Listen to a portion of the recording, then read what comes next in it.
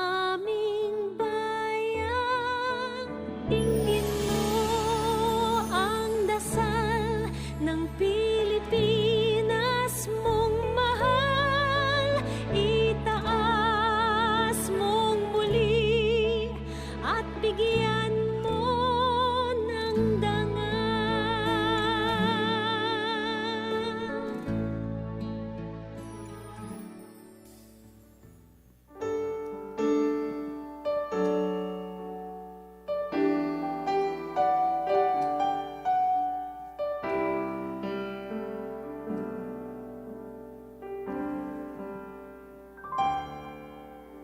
The heavens declare your glory. The nations bow before you. And in this place, let your praise arise. The Philippines is for Christ. Reign, reign, Lord Jesus, in our hearts and in our lives. Reign, reign, O Lord of the heavens. The Philippines is for Christ. Forever your name, forever your name be exalted, O Lord of all creation. And in this place we lift your song on high. The Philippines is for Christ.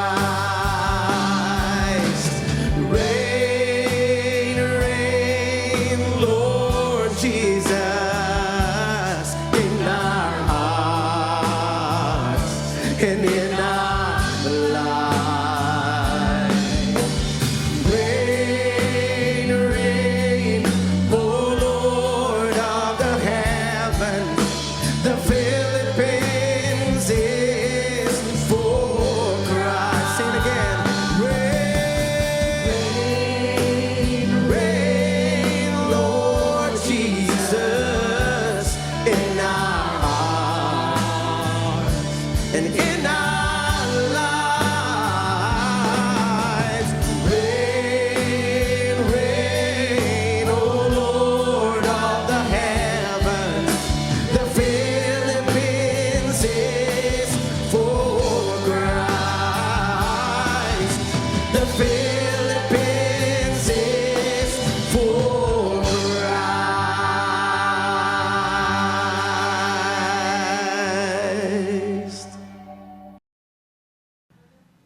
Good day. Today, we're diving into a verse that holds a powerful promise of healing and restoration. In 2 Chronicles chapter 7:14, it says, "If my people who are called by my name will humble themselves and pray and seek my face and turn from their wicked ways, I will hear from heaven and will forgive their sins and restore their land." See, this verse speaks of a divine partnership between God and us, His people. Pinapaalala nito sa atin na ang Diyos ay hindi lang concerned sa well-being natin spiritually, but He also cares deeply about His creation, this earth that He created for us, this very earth that we live in. In this passage, first, God calls us to humble ourselves, to pray and seek His face. Think about it. Humility is recognizing that we don't have all the answers. Wala tayong kasagutan sa challenges ng environment, ng natural resources, bakit nangyayari itong mga typhoons, floods, wildfires. Kaya ang pinaka-importante sa lahat ay ating hingiin yung wisdom and intervention na nanggagaling sa Diyos. Prayer is our way of aligning our hearts with His. seeking God's solution and not just ours, because there are things that are beyond what we can see.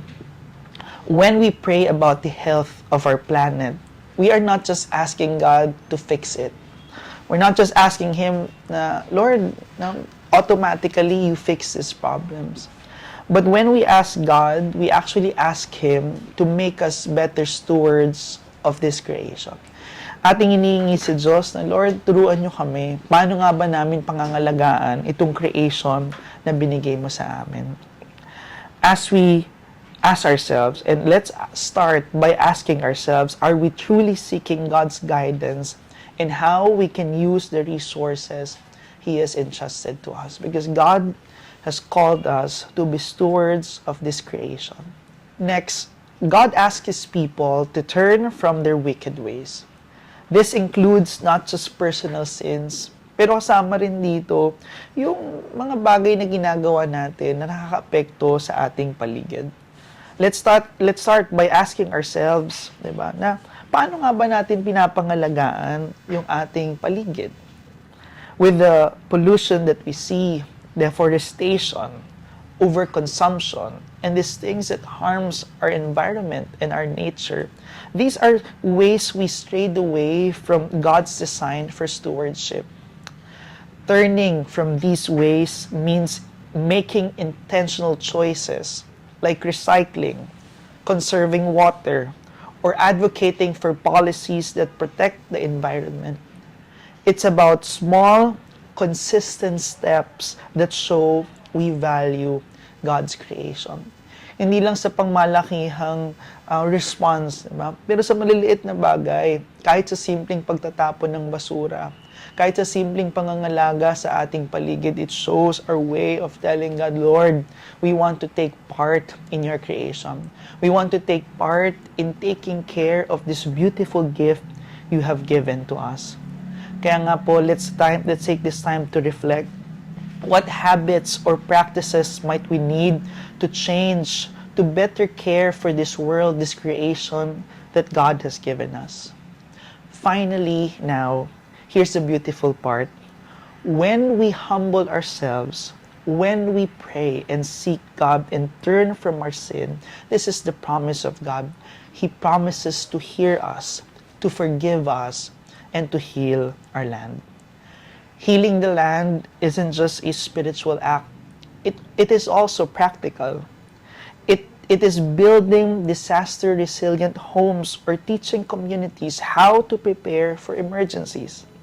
It's using our God-given creativity to bring restoration to places affected by disasters. Remember, God is the ultimate healer, but He often works through you and me. Ginagamit tayo ng Diyos sa Kanyang creation na pangalagaan to. And by caring for the creation, we actually become instruments of His restoration. Preparedness is not about living in fear. It's about honoring God with foresight. It's about honoring God by looking into ways on how we can take care of this wonderful creation. Proverbs 22:3 says, "The prudent see danger and take refuge." Being prepared for disasters is an act of faith, not doubt. It is a way of saying, Lord, we trust you, and we're doing our part to protect what you have given us. Let us also remember that caring for creation is our act of worship. Psalm 24:1 reminds us, "The earth is the Lord's and everything in it." Lahat ng bagay na nakikita natin, material things that we see around us when we look out, when we look around us, is God's ownership. God owns everything. And when we take care of it, we are as if saying, Lord, we trust you, and we're doing our best to protect what you have given us. This is our worship to you. So today, I challenge you to take this verse into heart. Let us humble ourselves, pray for wisdom, and actively care for the world that God has given us. Let's turn from ways that harm this creation Umiwas po tayo sa mga bagay na makakasira sa ating paligid at mag-commit na gumawa ng pamamaraan that will bring healing to this nation or to this creation. Whether, of course, it is promoting environmental advocacies, making small steps in taking care of our surroundings. Kahit nga po nabanggit natin sa simpleng pagtatapon ng basura, ipakita po natin ang ating pangangalaga sa ating mundo. So as we take part in taking care of this beautiful creation God has given us, we are actually being the hands and feet of Christ in restoring and in healing the land. And as we do this, let us hold on to God's promise. Humawak po tayo sa pangako ng Diyos na nagsasabing maririnig niya tayo, papatawarin, papagilingin hindi lang ang ating puso, ngunit ang mundo sa ating paligid. Let us pray together. Heavenly Father, thank you for reminding us of your love, hindi lang para sa amin, Panginoon, ngunit sa mundong iyong ginawa. Help us to be humble, to seek you, and to turn from ways that harm your creation. Give us wisdom, Lord, to take care of these natural resources, to prepare for disasters, and bring restoration wherever it is needed. We trust in your promise, Lord, that you will heal our land.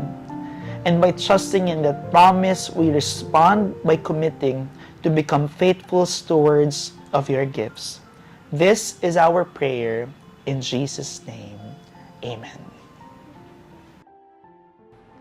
Lord, maraming salamat, Panginoon, for this time that we can pray for our nation, Panginoon, especially doon, Lord, sa mga pagpapalang binigay mo nga po sa bayan po namin. Maraming pong salamat, Panginoon, for giving us a country that is rich in natural resources, Panginoon. Salamat, O Diyos, dahil mayaman ang bayang ito, Panginoon. And Lord, I pray, Panginoon, that you help us, Lord, to love our country, Panginoon. I pray, Lord, that every Filipino, Lord, will really appreciate yung mga pagpapala mo sa amin, Panginoon. And that we will be a good steward ng mga bagay pong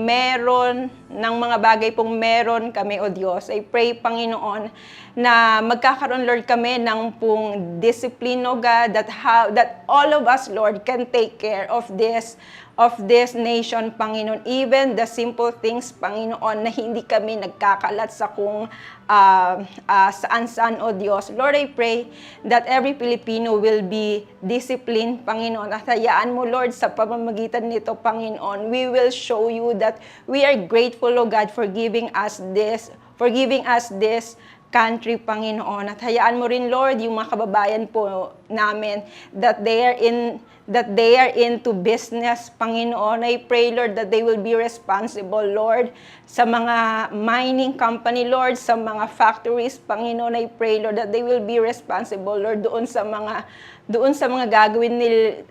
ginagawa nila, Panginoon, that can affect our natural resources, Panginoon. Lord, help us, Lord, to really love this nation, Panginoon, at hayaan mo nga po, Diyos, patuloy mong pagpalain ang bayan po namin, Panginoon. Ito po, Lord, ang aming panalangin sa pangalan ni Jesus. Amen. Lord, we want to thank you because we are given this opportunity to pray for our nation, and specifically for the care of our environment. Lord, we ask for forgiveness as a nation that we're not able to take care of it. Especially, Lord God, knowing na isa po ang Pilipinas sa number 1 na nagkakos ng pollution, especially with the plastics over our seas, Lord. Lord, we pray that we will be disciplined enough in throwing, recycling, and managing our garbages. Lord, may creation be part of our lifestyles as a Filipino. Lord, may we remember every time that the earth is yours and everything in it. That we take care of it, we nurture it, we grow it, Lord God, and we will not take it for granted. Lord, may you convict us na hindi lamang, Panginoon, sa mga bagay na spiritual, Panginoon, ang aming mga pinagdarasal at pinapahalagahan. Pero Panginoon, ganun din sa mga bagay na nahahawakan, nakikita, at na-experience namin sa aming kapaligiran. Lord, we pray that we will be better stewards, Lord God, of our environment, better stewards, Lord God, of our resources, better stewards, Lord God, especially kung paano namin minamanage ang aming mga pag-use ng plastics, Lord. Lord, we pray that you would help us, Lord God, create systems, procedures, even, Lord God, in our own households, Lord, na hindi lang ito bagay na iniisip ng government or iniisip ng civil society, but even in your churches, Lord, we have the understanding and we have the care, Lord God, that the environment is part of our stewardship, Lord God, and part of the shalom, that creation is beautiful, that creation is good, Lord God, and creation brings glory to you. In Jesus' mighty name we pray. Amen. Our Father, we come before you, lifting up churches in different localities, asking that you equip them to be places of refuge during times of natural calamities. Strengthen them, Lord, to open their doors and hearts to those in need, offering shelter, comfort, and provision. Grant church leaders wisdom and discernment to prepare and respond effectively.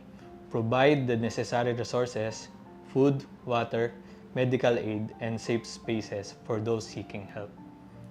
May the hands of your people be ready to serve with love, compassion, and generosity. Lord, we also pray for the spiritual, physical, and emotional and psychological well-being of those affected by disasters. May your presence bring peace in the midst of chaos. Heal the wounded, comfort the grieving, and restore hope to the weary. Surround them with a community that will uplift and strengthen them, reminding them that they are not alone. We trust in your provision and grace, believing that you are our refuge and strength in every storm. May your church shine as a beacon of hope, reflecting your love to all who seek shelter and support. In Jesus' name we pray. Amen. Our Heavenly Father, we continue to come before you, Father God. Indeed, you are a great God, you are a passionate God, and you are a loving God. And salamat, Panginoon, that indeed you are the greatest gift to us. Your Son, Jesus Christ, is the greatest gift to us. And He showed us, Father God, on how to love others. He showed us, Father God, on how to respond to the needs of others, Father, because you first meet our needs and you first loved us. And Lord, you empowered us to love others and to meet the needs of others. And today, Father God, we continue to ask forgiveness for all our sins, O God, that you have you have given Jesus Christ for us to shed His blood and to die on the cross just to save us. And for this, O Lord God, we want to give everything what we have, O Lord God, for your kingdom and for the expansion of your kingdom here on earth. And to that, Father God, we also wanted to help others in times of needs. And through the organization that we have in the Philippines, Lord, the PhilRads, the Operation Blessing, and even, Lord, all the other Christian faith-based organizations and foundations. Lord, we pray, Lord, that you will continue to bless them mightily, empower them, Father God, that more donations will come upon upon these organizations, Lord God. Lord, you know the needs, kung ano man ang pinagdadaanan ng mga organizations nito, kung ano man ang mga needs, Panginoon. I pray, Lord God, na ikaw ang kumatagpo nito, O Lord God. Lord, salamat, Panginoon, that you are a God, you are a God of provision, that you are our Jehovah Jireh. And today, Lord God, we declare and we claim more blessings, abundance to this organization, to PhilRads, Operation Blessings, and other faith-based foundations or organizations. Lord, salamat, Panginoon, na ikaw ang patuloy na pour out, Lord God, of the blessings financially and even, Lord God, manpower, volunteers, more volunteers, Lord God, to respond during disasters, during any projects, Lord, medical missions, and any needs, Lord God, na kailangan ipaabot sa iyong mga anak, Panginoon, at those who are in need during disasters, during calamities, Father God. And Lord, salamat, Lord God, na ikaw ang patuloy na mag-empower sa bawat staff and sa organizations, and even, Lord, sa mga volunteers, Lord, na patuloy silang they have a continuous heart, Lord God, to give for this endeavors, O Lord God. Maraming salamat, Lord. We magnify you. We glorify you. Indeed, you are a great God. In Jesus' name, we give you all the glory, all the honor, the praise. Amen. Father, we praise you and we thank you, God, that we know, Lord, and we are seeing that you are protecting the Philippines from different calamities, O God. We thank you, God, na we are seeing, Lord, that in the past years, Lord God, you had spared us from typhoons and even earthquakes, Lord, and even volcanic eruptions, Lord God. So, Father, we just come to you together and we humble ourselves before you, Panginoon, and we ask, Lord, na kayo po yung patuloy na magprotekta sa aming bansa, Panginoon, from different calamities, O God. Lord, we lift you up yung sa Canlaon, Panginoon. Lord, we pray na kayo po yung patuloy na pumigil, Lord God, na hindi po tuluyang mag-erupt yung Mount Canlaon sa Negros, Father God. We pray, Lord, na yung unrest po niya would soon subside, Lord, in Jesus' name.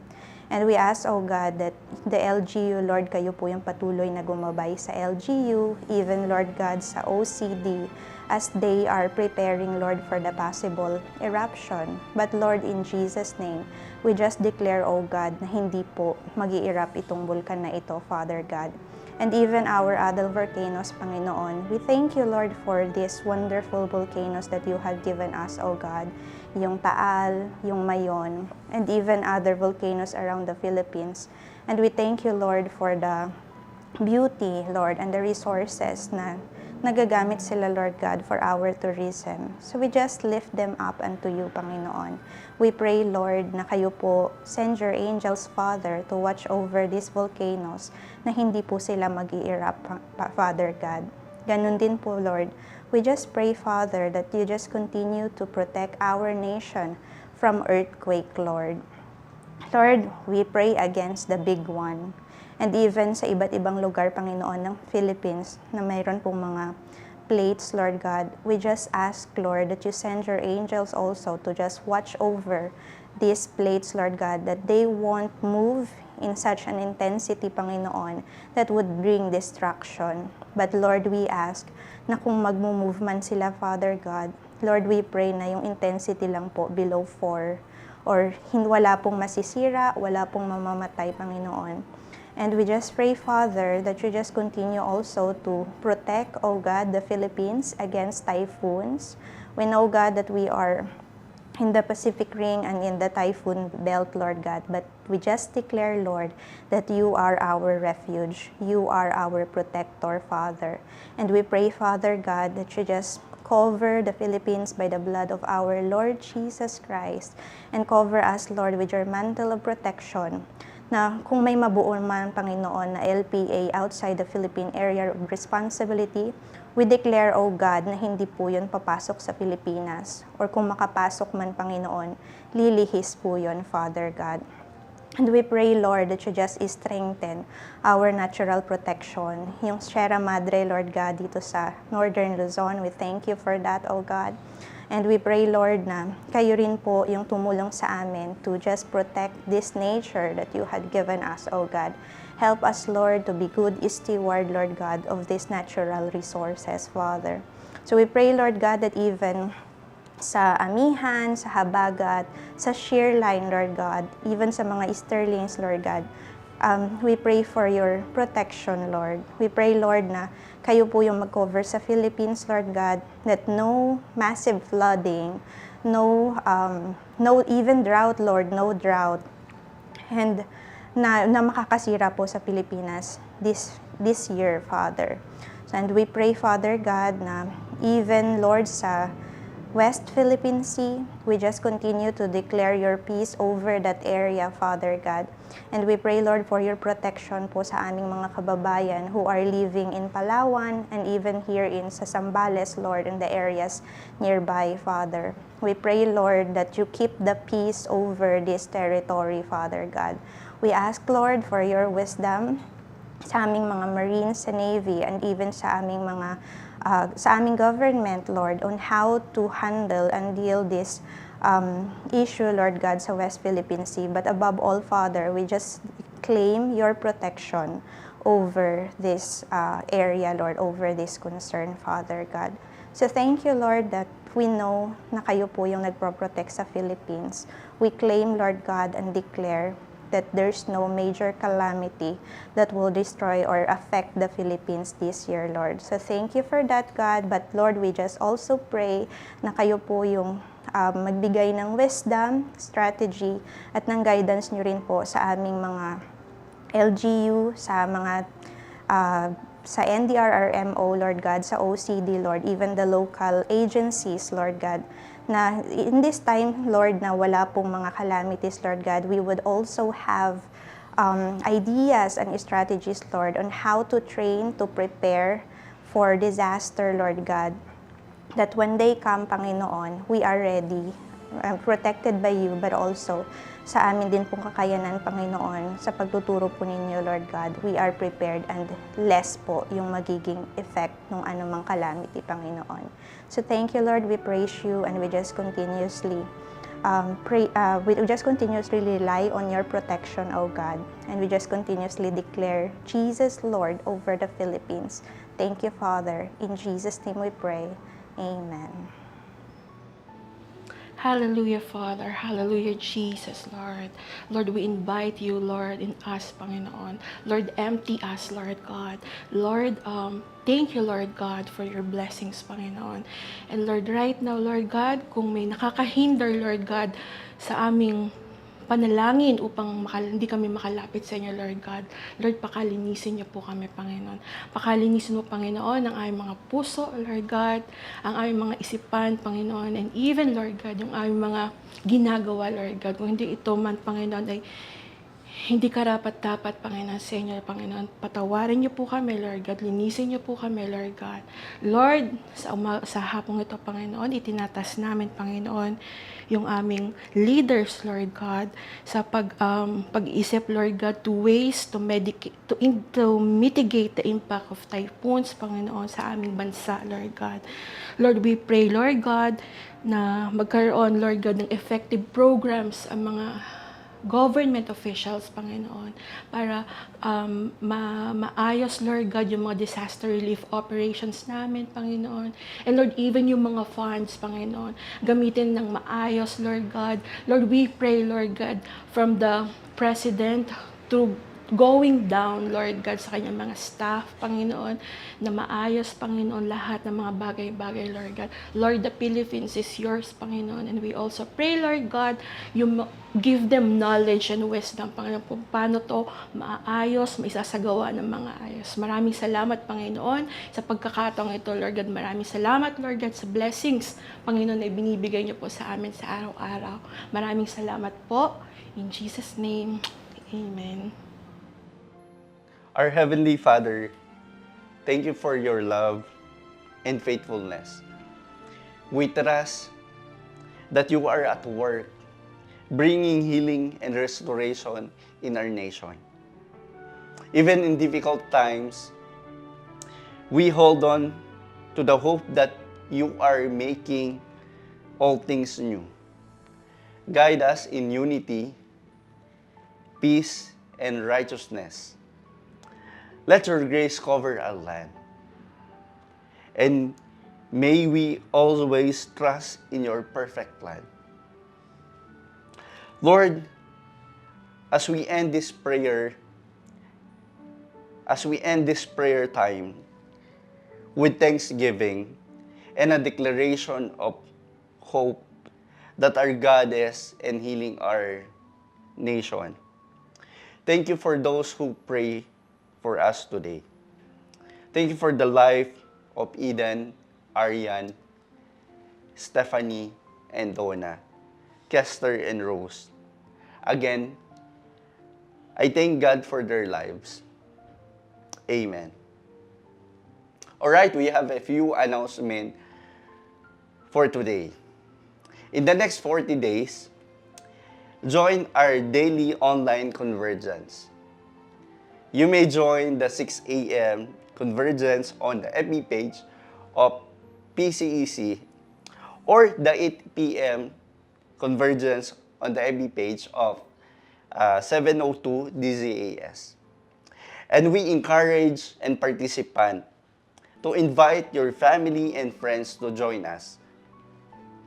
Take a photo of them watching the daily convergence. They may share their photos on FB page of PCEC and post on their social that more will pray for the nation. And we also invite and encourage them to form their own on-site prayer and fasting gathering on the culmination date. When? It is from February 28. If they are from Metro Manila, a prayer gathering will happen at GCF or Green Hills Christian Fellowship from 9 a.m. to 12 noon to celebrate our 40 days of prayer and fasting of the Philippines. Again, thank you for joining with us today. May we all be an answer to our nation. May the healing of our land begin with us. God bless Philippines. Bayan, tingin mo ang dasal ng Pilipinas mo.